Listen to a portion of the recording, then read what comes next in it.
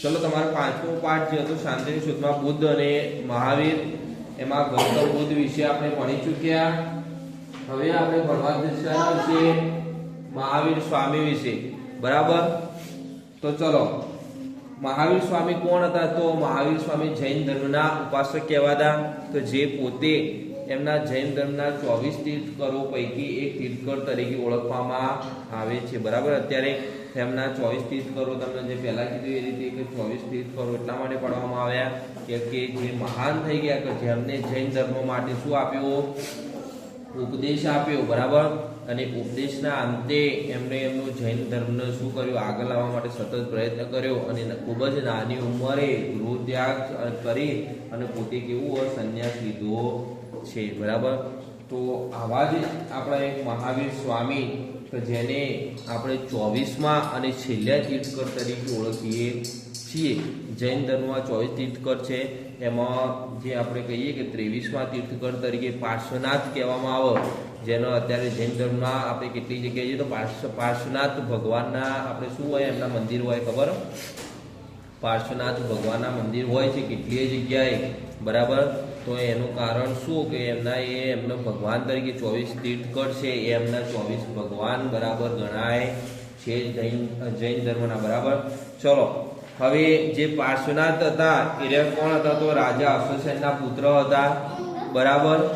ચલો, હવે રાજા પાર્શ્વનાથ છે એ કાશીના રાજા અશોકસેનના પુત્ર હતા, એટલે 23મા તીર્થંકર કહેવાતા અને 24મા તીર્થંકર તરીકે કોણ ઓળખવામાં આવ્યા?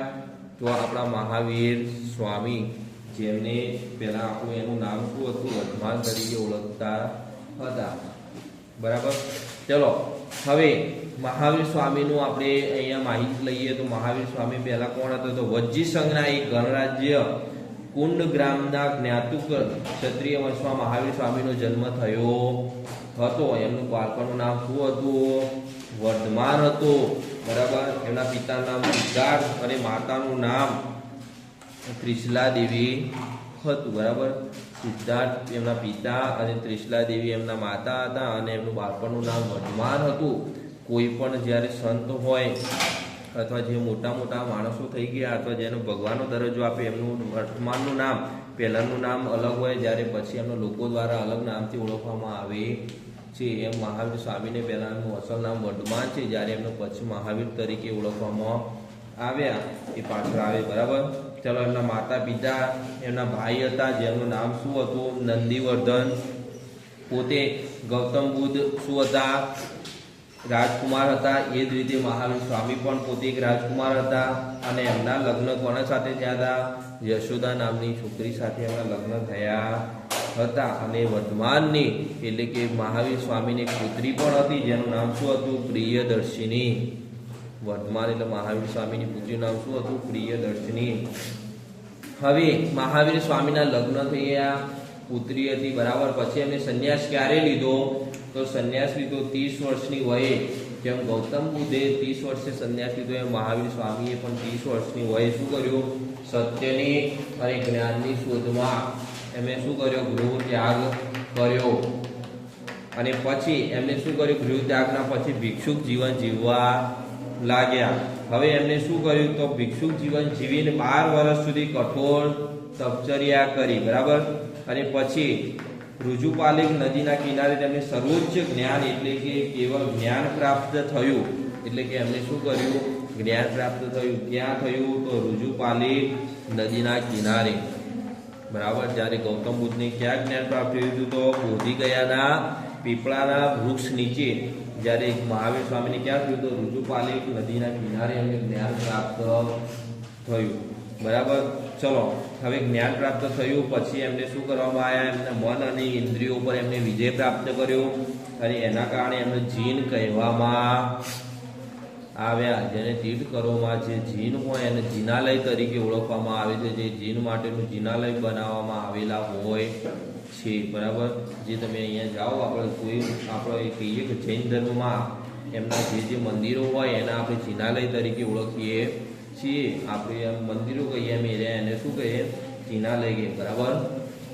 તમે કદાચ અહીંયાથી આપણે આગલોડ જે મહાણીપુત્રનું બીજું સ્નાન આપણું સ્થાન ખબર છે તો જે આપણો અહીંયા એક છે મગરવાડા, એક આગલોડ ને એક ઉજ્જૈનમાં મગરવાડા જે આગલોડ આ બાજુ આવેલું છે વિજાપુરની બાજુમાં ત્યાં આગળ જોઈશો તો ત્યાં જિનાલય છે અને જિનાલયની બાજુમાં એમના જે 23મા તીર્થકર પાર્શ્વનાથ એ પાર્શ્વનાથ ભગવાનનું અંદર ભોયરામાં આખું એક મંદિર છે બરાબર અને ભોયરાની ઉપર આપણે જે અત્યારે પૂજીએ મણિભદ્રનું શું ઉપર મંદિર આવેલું છે ત્યાં આગળ ધડ પડેલું છે અને નીચે આ બાજુ એમના 23મા તીર્થકર પાર્શ્વનાથનું મંદિર આવેલું છે ત્યાં તો આગલોડમાં બરાબર.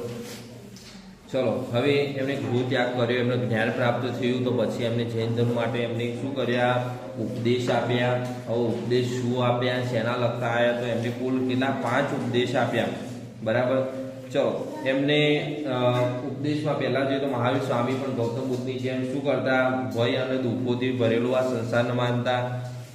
એક આ બધા સંસાર છે ભય અને દુઃખોથી ભરેલો હોય છે તેઓ ઈશ્વરનો શું કરતા ઇનકાર કરતા તો ઈશ્વર હોય નહીં. જેમ ગૌતમ બુદ્ધ પણ એવું માનતા કે ઈશ્વર હોય નહીં એમ મહાવીર સ્વામી પણ ઈશ્વર હોય એવું માનતા ન હતા અને એમના સીધા ઉપદેશનો ત્રિરત્નના સિદ્ધાંત તરીકે ઓળખવામાં આવે.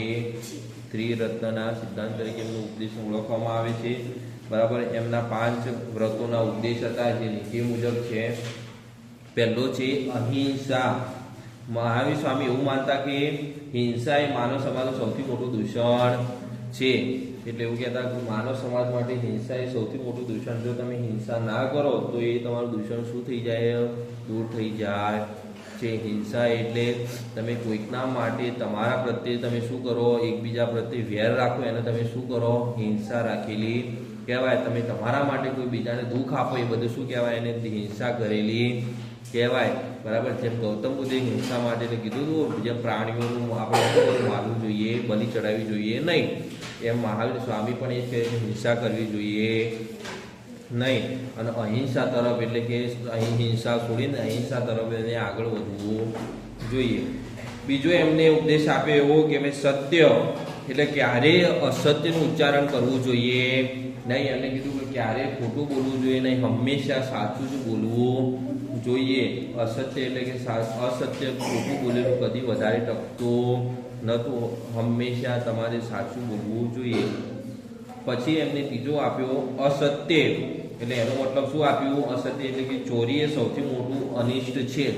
તમારે કોઈ દિવસ ચોરી કરવી જોઈએ નહીં. ચોરી એટલે કેવું કહેવાય કે તમે ચોરી ના કરો અથવા કોઈક વસ્તુ તમે કોઈક બીજાની પરવાનગી વગર તમે લો બધાના દેખતા તો પણ એક જાતની શું કહેવાય ચોરી કહેવાય છે બરાબર. તો ચોરી કરવી જોઈએ નહીં, એના કારણે જ્ઞાન પ્રાપ્ત થતું નથી. અને ચોરી દરેક વસ્તુમાં કહેવાય કે જ્યારે તમે કોઈ વસ્તુ કોઈકની લો છો એને જાણ છે નહીં, ભલે ચોરી છુપે લો કે દેખાતા લો પણ જેની છે એને ખબર છે અને તમે એને લો છો તો એ તમારી શું કહેવાય ચોરી કહેવાય છે. તો ચોરી કરવી જોઈએ નહીં. અને પછી એમને આપ્યું કે અપરિગ્રહ એટલે કે મનુષ્ય પોતાની જરૂરિયાત કરતાં વધારે ચીજ વસ્તુઓ ધન ધાન્ય આભૂષણો વસ્ત્રોનો સંગ્રહ કરવો જોઈએ નહીં. અપરિગ્રહ એટલે તમને એવું હોવું ના જોઈએ કે હું બધું ભેગું કરી નાખું, હું બધા દાગીના લઈ લઉં, પૈસા હોય તો બધું કરી શકાય નહીં. જેને જેટલી જરૂરિયાત છે એટલું જ અનુકૂળ એની જોડે રાખવું જોઈએ. પછી પૈસા આવે એટલે આપણે દાગીના લઈ લઈએ, ગાડીઓ લઈ લઈએ, મોટા મોટા મકાન લઈ લઈએ પણ એ બધું જ કેવું છે વ્યર્થ છે. કહેવાય કે આપણે અહીંયા કંઈ લઈને આવ્યા નહીં, કંઈ લઈને જવાના નથી. તો એના કારણે જેને જરૂરિયાત છે એના કરતાં વધારે ભેગું કરવું જોઈએ નહીં. અને પછી એમને છેલ્લો ઉપદેશ આપ્યો બ્રહ્મચર્ય એટલે એમને શું કીધું કે જૈન સાધુઓ અને સાધ્વીઓને બ્રહ્મચર્યનું પાલન કરવા ખાસ જણાવ્યું હતું બરાબર. એમના જે જૈન ધર્મના જે લોકો હતા સાધુ અને સાધ્વીઓ એમને શું કીધું બ્રહ્મચર્યનું પૂરેપૂરું પાલન કરવું જોઈએ. પુરુષ હોય તેને પર સ્ત્રીને હાથ ના અડાડવો, સ્ત્રી હોય તો પર પુરુષ જોડે વાત ના કરવી બરાબર. એમને પૂરેપૂરું ખાવા પીવા દરેક બાબતે ધ્યાન કરવા માટેનું બ્રહ્મચર્યનું એમને પાલન કરવા માટે ઉપદેશ આપ્યા.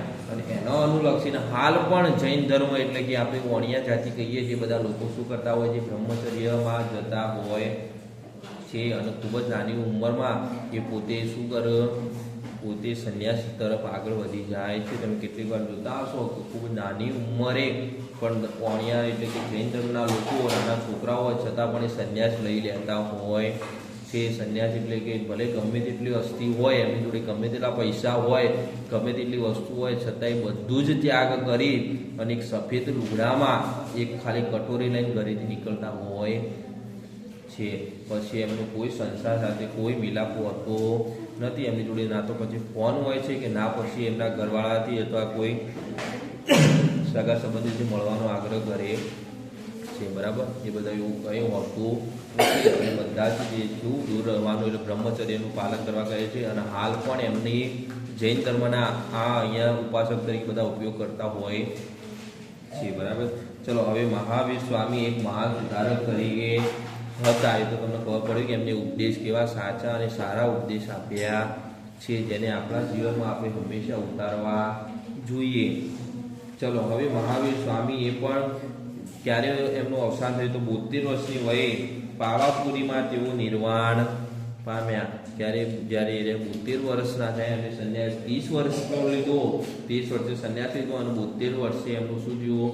નિધન થયું. અને ક્યાં? તો પાવાપુરીમાં એમનું નિધન થયું.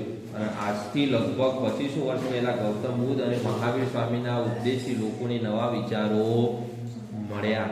કેમ કે આ એમને સત્યની જાણ કરી, એમને પોતે જ્ઞાન પ્રાપ્ત થયું અને લોકોને જ્ઞાન શું કર્યું? આપ્યું કે ખરેખર આવું કરવું જોઈએ. અને એના કારણે એમને શું કર્યું કે લોકોને વિવિધ દૂષણોથી દૂર રહેવું જોઈએ અને સત્યની ખોજમાં સત્યની રીતે રહેવું જોઈએ. અને એના કારણે એમને મહાવીર સ્વામીનું મહાન ઉપાસક તરીકે કહેવામાં આવ્યા. એમ ગૌતમ બુદ્ધ મહાવીર સ્વામી જેમનું બંનેને જ્ઞાન પ્રાપ્ત થયું ને એમને પોતે કોઈક માણસને સુખી રહેવા માટે આ લોકો જે આપણો આ સંસાર છે દુઃખમય એનાથી દૂર રહેવા માટે એમને જણાવ્યું.